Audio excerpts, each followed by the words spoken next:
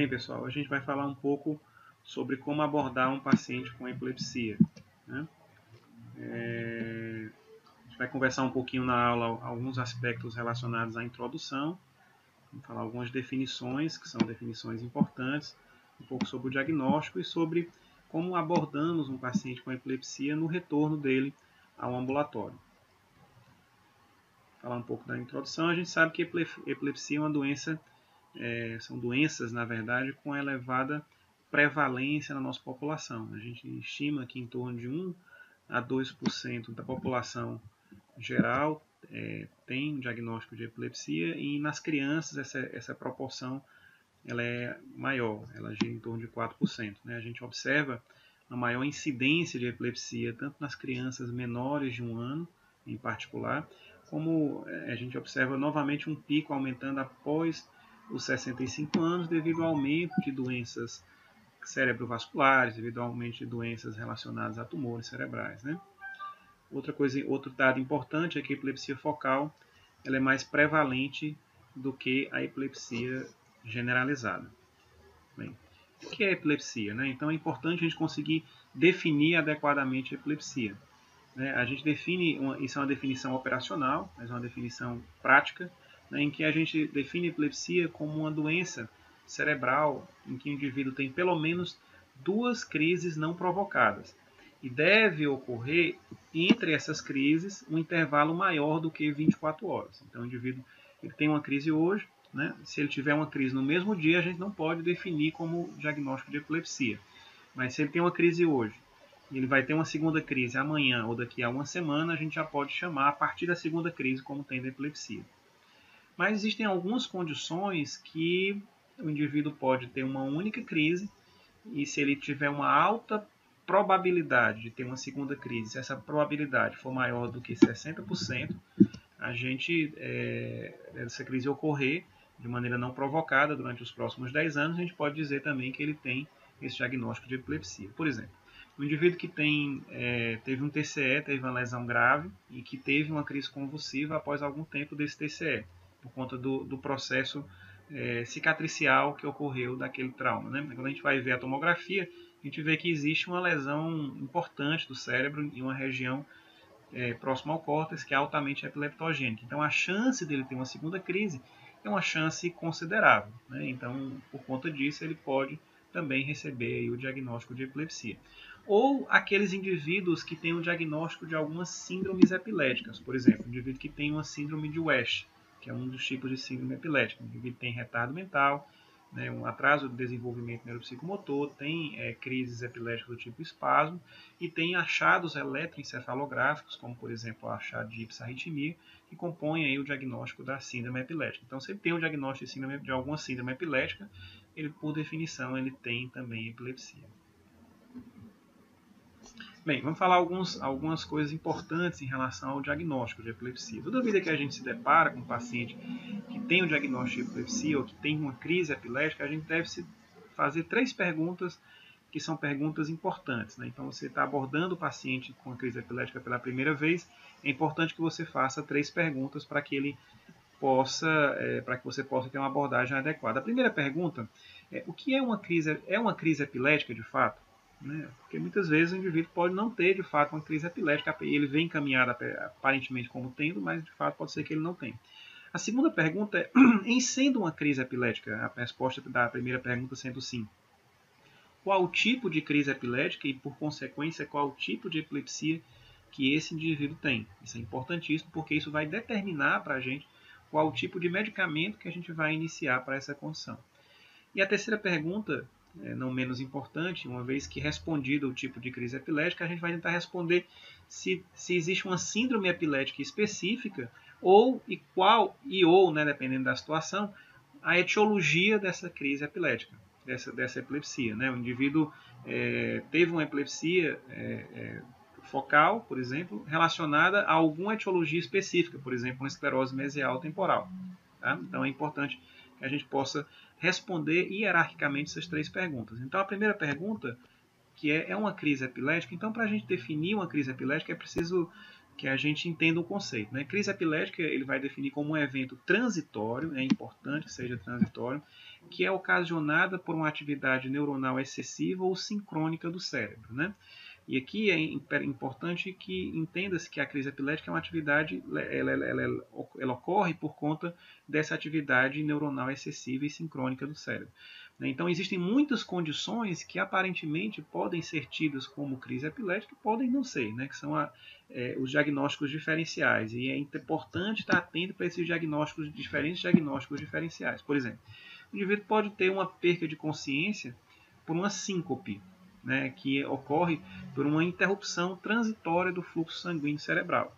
O indivíduo pode ter, por exemplo, o paciente pode ter uma arritmia, né, em que momentaneamente, em determinado momento do cérebro, em determinado momento o cérebro deixou de receber fluxo sanguíneo por conta da arritmia, e aí ele acaba com isso tendo um desligamento transitório da consciência, né? Ele acaba tendo uma interrupção transitória da consciência. Pode acontecer ainda nessa situação uma situação em que os pacientes com síncope têm uma coisa que a gente chama de síncope convulsiva, né? O indivíduo tem uma síncope em que ele tem uma interrupção transitória do fluxo sanguíneo cerebral e aquela interrupção transitória acaba provocando, por consequência, uma crise epilética. Uma parte dos pacientes, uma parte significativa dos pacientes que têm síncope, podem ter uma síncope convulsiva. Mas o mecanismo primário, o mecanismo que gerou aquele evento, não foi de fato inicialmente o que gerou a crise epilética, sim, foi o que gerou a síncope. Existe uma série de outras condições que mimetizam crises epiléticas. Né? A gente sabe que existem vários tipos de crise epilética e para cada uma dessas crises epiléticas a gente tem condições que mimetizam ela. Por exemplo, é um indivíduo que tem uma crise de ausência, né, em que ele momentaneamente se desliga do ambiente, ele pode se confundir em algumas crianças com uma desatenção, ou algumas crianças podem ter aquele indivíduo mais sonhador, em que ele fica sonhando durante o dia, que é o daydreaming da criança. Isso pode sugerir, eventualmente, que se trata de uma crise de ausência típica. Né?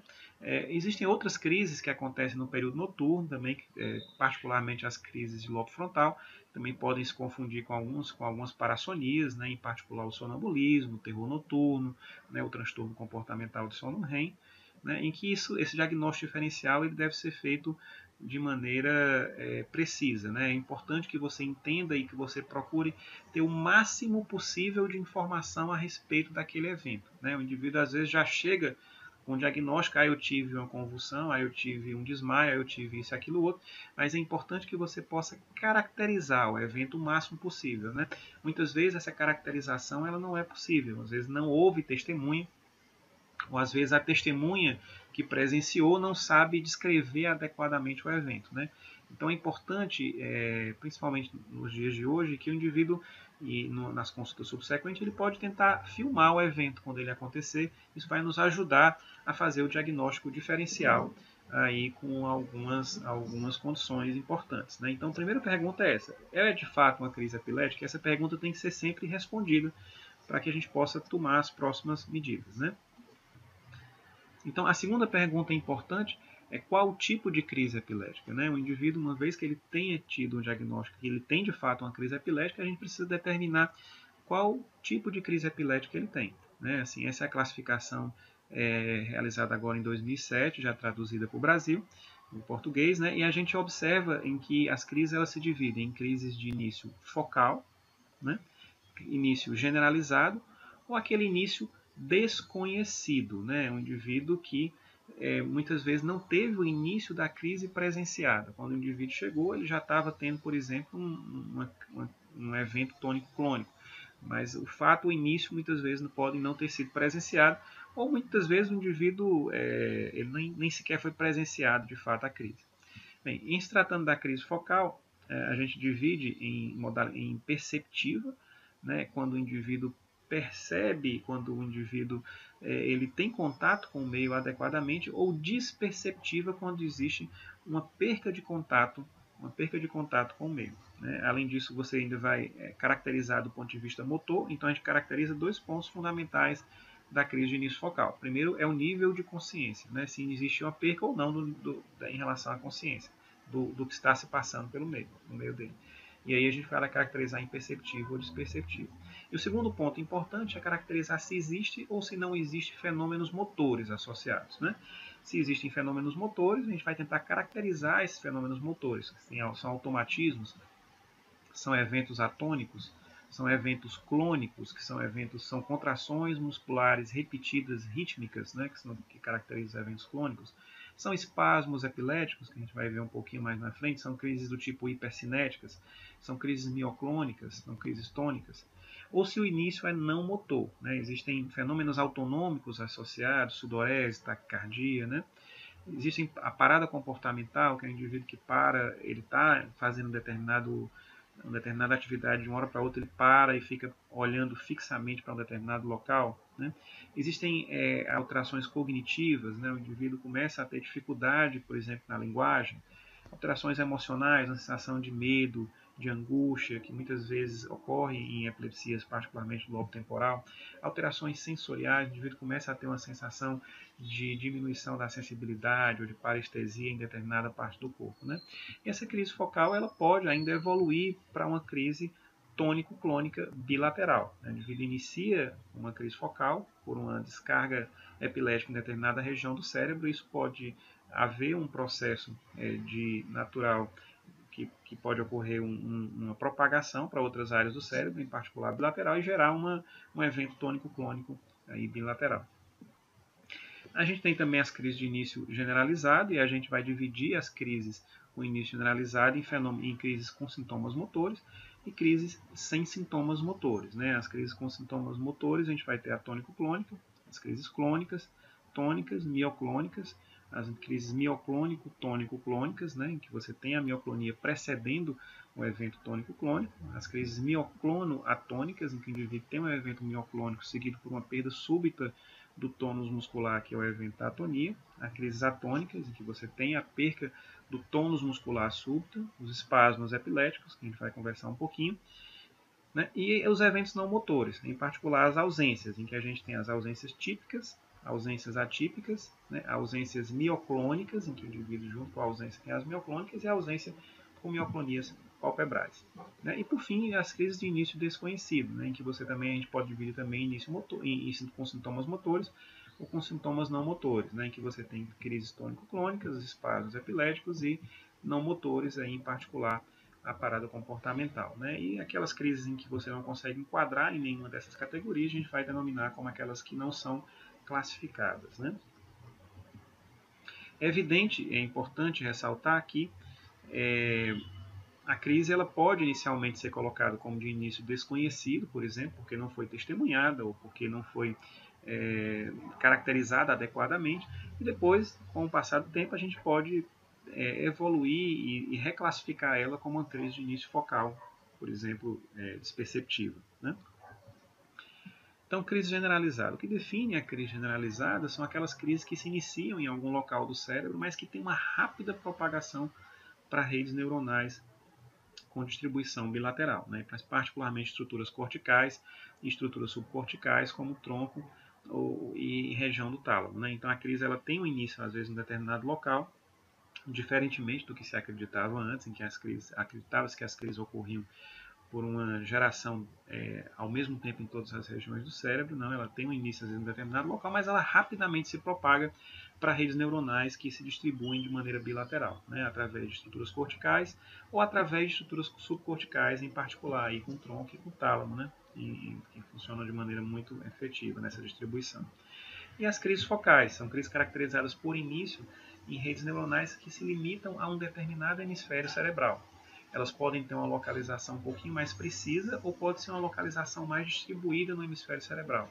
E ainda podem originar-se, diferentemente do que se acreditava antes, de estruturas subcorticais, não necessariamente só de estruturas corticais. Bem, a gente vai falar um pouquinho sobre o espasmo, aquela crise que você percebe que ela pode ter um início focal, um início generalizado ou um início desconhecido. Né? O espasmo epilético ele ocorre mais frequentemente em crianças, né, em crianças até 1 ano de idade, em que você tem uma contração muscular em flexão, uma contração muscular em extensão, com duração média de 1 a 2 segundos. Né, é um pouco mais lento do que a crise mioclônica e um pouco mais rápido do que a crise tônica, que tem uma duração superior aí a 2 segundos. Né? Normalmente os espasmos eles acontecem mais frequentemente pela manhã e acontecem mais frequentemente como se fosse em agrupamento. Né? Eles têm vários espasmos sucedendo com sucessão. Né? Aqui a gente observa no vídeo uma criança em que ela tem o fenômeno de contração súbita dos 4 membros. Né? Isso acontece na primeira vez, depois ela volta novamente a ter essas contrações, às vezes de maneira um pouco mais focal, em outros momentos ela vai ter de maneira mais generalizada. Né? E isso ocorre particularmente no período da manhã. O espasmo epilético está presente em algumas síndromes epiléticas, né? É uma crise que ocorre com mais frequência aí nas crianças. Né? A crise de ausência típica, né, que é uma das crises generalizadas aí, com sintomas não motores, em particular a ausência. A crise de ausência típica, que é uma crise que acontece mais frequentemente também em crianças, em que é uma crise do tipo de início generalizado, do tipo não motora, né, em particular a ausência, em que a gente observa aqui uma criança que está fazendo uma prova no eletroencefalograma, que é o teste de hiperventilação, né, ela está soprando repetidamente, e a gente vai observando o eletroencefalograma até um momento em que ele começa a ter uma atividade síncrona bilateral no eletroencefalograma e existe uma interrupção momentânea do comportamento da criança. Né? Aqui a gente observa também uma discreta versão do olhar e alguns piscamentos nos olhos em que, depois passado o evento, a criança volta normalmente a fazer aquilo que ela vinha fazendo antes. Né? É uma crise de rápida duração, habitualmente, em que você não tem, tanto antes quanto depois da crise, você não tem uma interrupção, você não tem aquele período de confusão ou de desorientação. A criança ela permanece fazendo muitas vezes o comportamento que ela vinha fazendo antes da crise, sem muitas vezes perceber que isso aconteceu. Uma crise de curta duração acontece mais frequentemente aí em criança. E está acompanhado dessa atividade eletroencefalográfica que a gente demonstrou, que é o complexo ponta-onda numa frequência em torno de 3 Hz. Né? 3 Hz é porque ele ocorre numa frequência de 3 ciclos por segundo. Né? A gente vai ver em que, no momento em que a crise inicia, a gente vai observar que existe um complexo formado por uma ponta, seguido por uma onda lenta, que se repete a uma frequência de 3 ciclos por segundo, ou a gente também coloca essa denominação de 3 Hz. A crise focal desperceptiva, em que a gente vai ter uma interrupção também transitória, existe uma parada comportamental, diferente do que acontece na crise de ausência típica, ela acontece com muita frequência nos adultos, e você, associada a essa parada comportamental, essa perda transitória da consciência, você tem muitas vezes automatismos oromandibulares, em que o indivíduo começa a ter movimentos mastigatórios, automatismos gestuais, né, em que ela, nesse vídeo em particular, ela tem esse movimento de mão repetido, e depois um movimento de coçar o nariz repetido. Durante esse evento, o indivíduo está completamente sem consciência do que está acontecendo durante o meio. E às vezes a crise ela é sucedida por um período de confusão no pós-ictal. Após o evento da crise, o indivíduo acaba tendo uma certa confusão mental. Né? E é diferente da crise do tipo ausência típica, que é uma crise do tipo generalizada, que é uma crise focal que acontece em particular na região medial aí do lóbulo temporal. Crise tônica, também é uma crise do tipo generalizada, com sintomas motores, em que a gente observa uma contração muscular generalizada, habitual pode ser inflexão ou extensão, a gente observa a contração da criança e que essa contração ocorre com um tempo superior a 2 segundos, o que o diferencia do espasmo epilético. Né?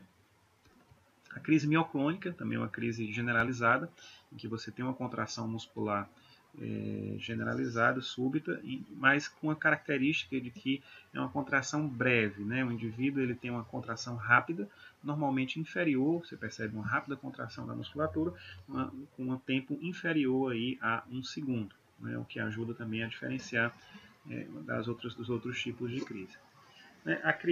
Uma crise generalizada também, uma crise tipo mioclono, tônico, clônico, em que você inicialmente tem os fenômenos mioclônicos, são as contrações musculares breves e rápidas, inferiores a 1 segundo, depois você é sucedido por um evento tônico, em que o indivíduo tem contração tônica dos 4 membros, né? Às vezes uma versão do olhar para um determinado local, e depois o fenômeno clônico generalizado, né? A gente observa aqui no vídeo, e depois o fenômeno clônico generalizado, né? A gente observa aqui no vídeo, né, a paciente que está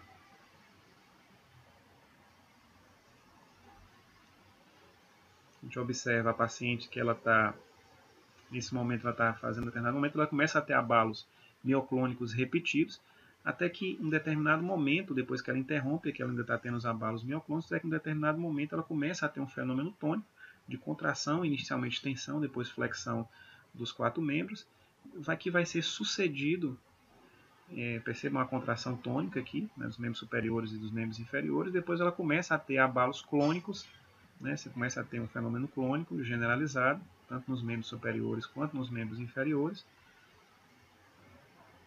com a duração que oscila em torno aí de 3 até 5 minutos você pode ter. Você percebe que essas clonias elas começam numa frequência um pouco mais rápida e depois elas vão tendo uma amplitude maior e uma frequência mais lenta, né? Depois que você tem a interrupção dos abalos clônicos, né, eles vão progressivamente reduzindo em relação à frequência. O indivíduo vai tendo, estão acontecendo os abalos clônicos. Na medida em que você tem a interrupção, você tem um período em que o indivíduo permanece sonolento, confuso, desorientado, que a gente chama de período pós-ictal, né? Que o abalo clônico praticamente já foi interrompido, a crise já parou de ocorrer, mas ainda permanecem, o indivíduo permanece sonolento, às vezes com respiração um pouco mais ofegante, e ainda muitas vezes desorientado, confuso, sem saber de fato o que aconteceu durante aquele evento. Existe uma perca completa aí do nível de consciência, né? Crise focal, né, de início motor aí, clônica, do tipo clônica, né, em que você tem uma contração muscular repetida, né, e rítmica de uma determinada região do corpo, né, e essa região é importante ressaltar que muitas vezes você pode não ter uma perca da consciência, uma vez que somente aquela região do cérebro está sendo continuamente ativada. Né? Você percebe uma contração muscular rítmica daquela região do corpo, e você percebe que não está acontecendo, a criança não perde o nível de consciência, ela permanece conversando, entendendo o que está acontecendo no meio, mas com a contração rítmica do membro superior direito, também região de face, hemifácie inferior direita. Bem, uma vez que a gente caracterize o tipo de crise pelos diferentes tipos de crise, a gente vai tentar, baseado nisso, caracterizar, classificar o tipo de epilepsia de acordo com as crises, né? Uma vez que o indivíduo preenche aqueles critérios que a gente utilizou inicialmente, aqueles critérios operacionais para a epilepsia, em uma epilepsia focal, uma epilepsia generalizada, epilepsia generalizada e focal, pode acontecer o indivíduo ter os dois tipos, ou de início aí desconhecido, né? Tendo feito o diagnóstico do tipo de epilepsia, a gente vai tentar, se possível, ter um diagnóstico de uma síndrome epilética específica, se eventualmente existir essa síndrome epilética, ou se não existir, diretamente a gente vai tentar definir a etiologia que leva àquele tipo de epilepsia. A etiologia, ela, em paralelo, ela é sempre importante, uma vez que a gente possa tentar identificar o que leva àquelas crises. É uma etiologia genética, é uma etiologia estrutural do cérebro, metabólica, imune, né, que são etiologias que estão se tornando cada vez mais conhecidas, infecciosas ou mesmo de etiologias desconhecidas. É importante que, em paralelo a todo esse sistema de entendimento da epilepsia, existem comorbidades que acabam acontecendo em conjunto com as epilepsias, né, em particular os transtornos depressivos, transtornos ansiosos, transtornos psiquiátricos do tipo somatoforme, né, é comum os indivíduos que têm crise epilética acabarem tendo também pseudocrises, não são crises epiléticas de fato, né? Enfim, uma série de comorbidades que podem ocorrer aí em associação nos pacientes que têm epilepsia. Bem, respondidas as duas primeiras perguntas, a gente vai para a terceira pergunta, não menos importante: qual o tipo de síndrome epilética o indivíduo tem e qual é a etiologia? Para isso a gente precisa, além da semiologia, né, que a gente viu que é extremamente importante até a caracterização da segunda pergunta, a gente vai precisar de alguns exames laboratoriais, exames de imagem, exames neurofisiológicos, para tentar entender e responder esses dois tipos de crise. Né? Então, a gente vai precisar, nesse momento, solicitar alguns exames laboratoriais, vamos fazer um exame de imagem, em particular a ressonância de crânio, o eletroencefalograma e, quando necessário, aí um vídeo eletroencefalograma. Né? Os exames laboratoriais, a gente vai pedir exames laboratoriais gerais para entender o porquê do acontecimento daquelas crises epiléticas. Às vezes o indivíduo tem uma hiponatremia persistente, que pode gerar crise epilética. Às vezes o indivíduo tem episódios de hipoglicemia repetidos, que também podem gerar crise epilética. Uma insuficiência renal importante, que também é um fator gerador de crise epilética. Então é importante descartar que possam acontecer alterações metabólicas e alterações já utilizam drogas antiepiléticas em que existe a suspeita que as crises epiléticas possam estar sendo provocadas pela não aderência ao tratamento, é importante realizar uma dosagem de drogas antiepiléticas para verificar se essas drogas elas estão sendo utilizadas em horários e em dose adequadas. Né? E outro exame importante também, particularmente naqueles casos em que existe uma suspeita de um agente infeccioso associado, né, é importante a realização do líquor para tentar, eventualmente, caracterizar e tentar definir o agente infeccioso que possa estar levando a essas crises epiléticas. Né? Exame de neuroimagem é um exame extremamente importante, né? Assim, um exame que deve ser realizado preferencialmente, o exame de ressonância magnética, em que a gente vai ver uma série de alterações às vezes alterações mais evidentes, muitas vezes alterações mais sutis, que não conseguiriam ser vistas no exame de tomografia. Né? Aqui nessa imagem a gente observa uma esclerose da região mesial do lobo temporal, né? Em que você tem uma diminuição do volume aqui dessa região mesial do lobo temporal, e você tem um hipersinal nessa sequência aqui, uma sequência de flare. Né? Isso caracteriza a esclerose mesial temporal, né? Que é uma das principais causas de epilepsia focal no adulto. Né?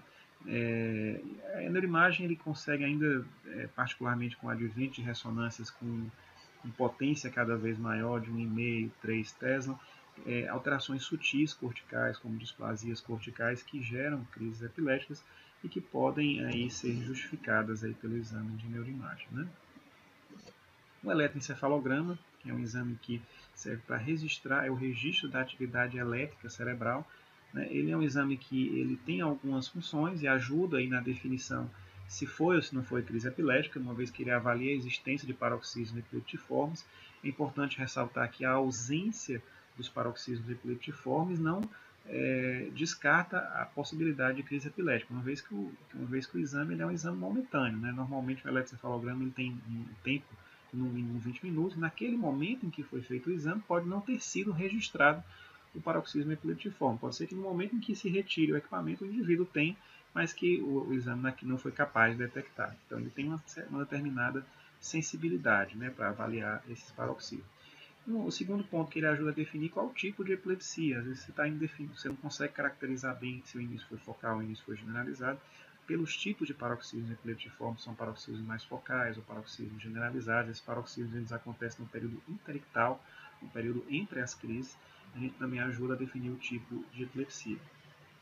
Outra função importante é documentar uma atividade característica de determinadas síndromes epiléticas. Né? Por exemplo, eu já tinha falado anteriormente, na síndrome de West, a gente tem uma atividade no eletroencefalograma chamada de ipsarritmia, né? Que é uma atividade que é característica da síndrome de West e que pode eventualmente ser caracterizada aí na realização do eletroencefalograma. E a gente pode ainda eventualmente, no eletroencefalograma menos comumente, mais comumente no vídeo eletroencefalograma, você pode documentar a atividade ictal mesmo. Você pode ter a documentação, como aconteceu, por exemplo, naquele vídeo que estava sendo realizado com a criança que fazia o teste de hiperventilação, se caracterizou a própria crise em si. E aí, indubitavelmente, você consegue chegar aí ao seu diagnóstico. Né?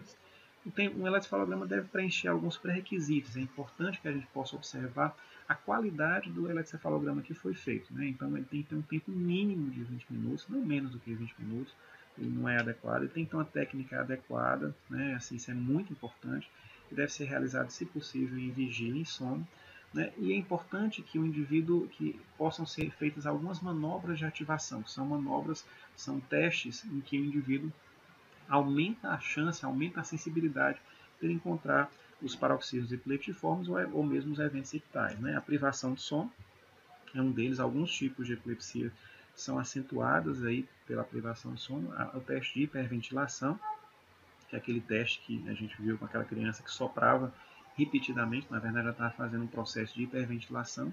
A fotoestimulação intermitente, que são luzes repetidas que são colocadas na face do paciente, em que ele também acaba facilitando o acontecimento de alguns tipos específicos de epilepsias, né? Em particular as epilepsias generalizadas.